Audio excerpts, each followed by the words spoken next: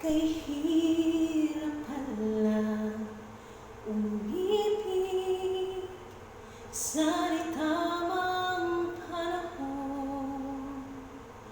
Kung bakit ngayon ko lang natagpuan ang isang katulad mo. Kung sana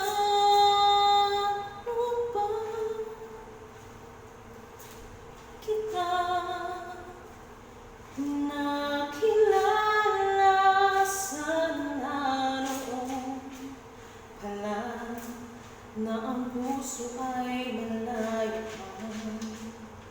magmahal. Bukas na lang kita